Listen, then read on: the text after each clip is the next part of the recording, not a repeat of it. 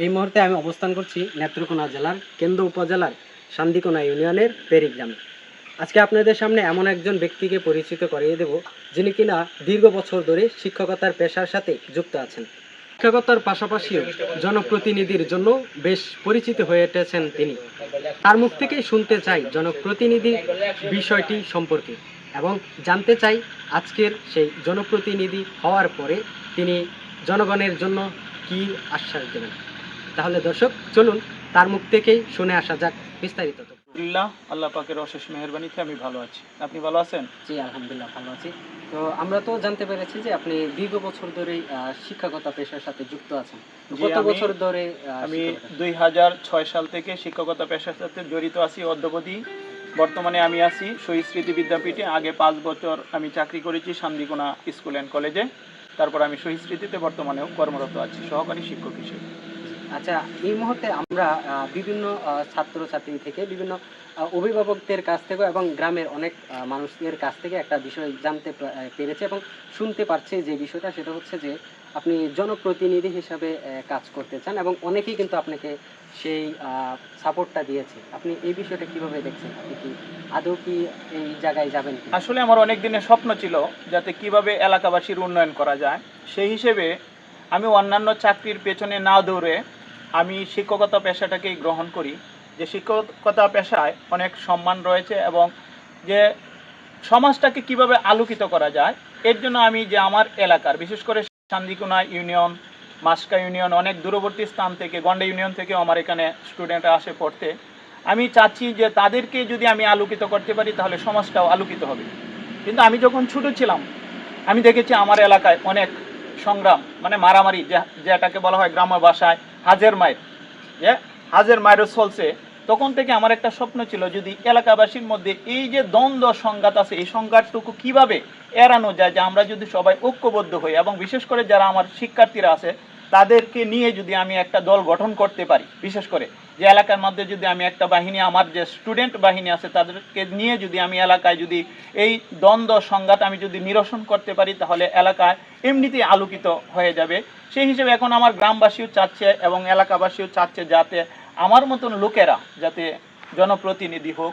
সেই হিসেবে যদি তারা আমাকে চায় তাহলে ইনশাল্লাহ আমি থাকবো। আচ্ছা, আরেকটা বিষয় জানতে চাচ্ছি যে আপনি যদি জনপ্রতিনিধি হয়ে যান তারপরে কি আপনারা আবার সেই যে পড়ানোর যে বিষয়টা আছে শিক্ষার্থীদেরকে আবার কি পড়াশোনা? হ্যাঁ অবশ্যই, আমি যতদিন বেঁচে থাকবো শিক্ষকতা পেশার সাথে আমি জড়িত থাকবো। যদি আমি জনপ্রতিনিধি হয়েও যাই তাহলে আমার শিক্ষকতা পেশাটা আমার থাকবে। আর মূল বিষয়টা হচ্ছে, আচ্ছা জনপ্রতিনিধি হওয়ার মূল উদ্দেশ্য কি, আর কেনই বা আসতে চাচ্ছেন?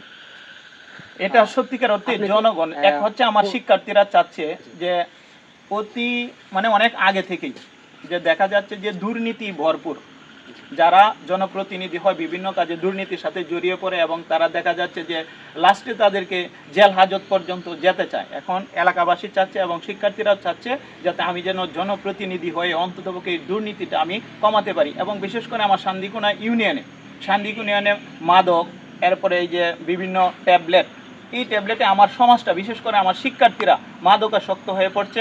আমি যদি জনপ্রতিনিধি হতে পারি ইনশাল্লাহ আমি মাদক মুক্ত করব আমি আমার শান্দিকোনা ইউনিয়নকে। এবং আগের যে অবস্থায় ছিল আমাদের শান্দিকোনা ইউনিয়ন, শিক্ষার পরিবেশটা অনেক সুন্দর ছিল, সেই শিক্ষার পরিবেশটা আমি অবশ্যই ফিরিয়ে আনার চেষ্টা করব।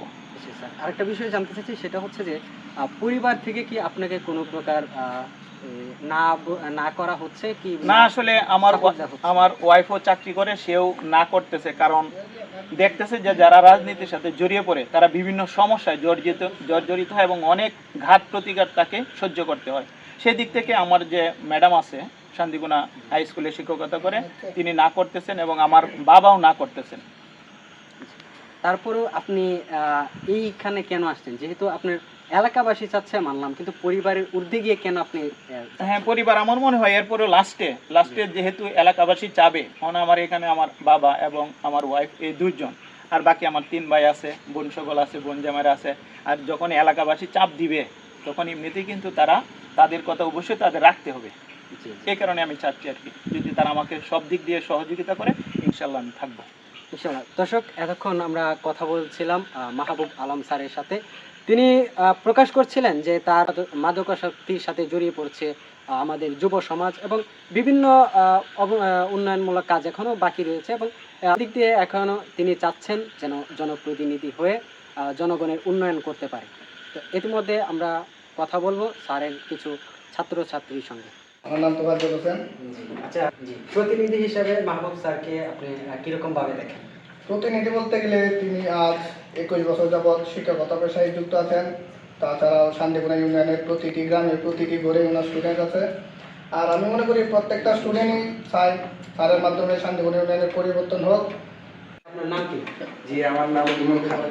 আচ্ছা, মাহবুব স্যারের কাছে কতদিন ধরে পড়াশোনা করেছেন এবং কিভাবে তাকে চিনেন? আমি যখন ছোটবেলায় ছিলাম তখন আমার বোন যখন শহীদ বিদ্যাপীঠে পড়াশোনা করতো তখন তাদের মুখে শুনেছি মাহবুব স্যার অত্যন্ত ভালো স্যার। এই কথা সত্যতা যাচাই করার সুযোগ মিলে যখন আমার শহীদ বিদ্যাপীঠে পড়ার সুযোগ হয় তখন ষষ্ঠ শ্রেণী থেকে স্যারের সাথে আস্তে আস্তে কথা বলা, পাশাপাশি আমার এক খারাপ মুহূর্ত স্যার যেভাবে আমার পিতৃতুল্যভাবে আমার সমস্যার সম্মুখীন করতে আমাকে যেভাবে সাহায্য করেছিল তারপর থেকেই স্যারের অবস্থান আমার মনে পিতার পরে বলতে গেলে পিতা সমতুল্য অবস্থানে এখন পর্যন্ত স্যার আছে। জি, আমার নাম মাহিন। আচ্ছা, মাহবুব স্যার যদি প্রতিনিধি হিসাবে দাঁড়ায় তাহলে আপনি তাকে কিভাবে সমর্থন করবেন? জি, মাহবুব স্যার যদি নির্বাচনে দাঁড়ায়, আমি এখন পর্যন্ত কারো নির্বাচন করি নাই। যদি আমাদের সবার প্রিয় মাহবুব স্যার নির্বাচন করে, আমি আমার সবটুকু আমার যত আছে সব কিছু দিয়ে আমি চেষ্টা করব স্যারের কাছে দাঁড়ানোর, স্যারের পাশে দাঁড়ানোর সর্বোচ্চটা দিয়ে আমি চেষ্টা করবো ইনশাল্লাহ।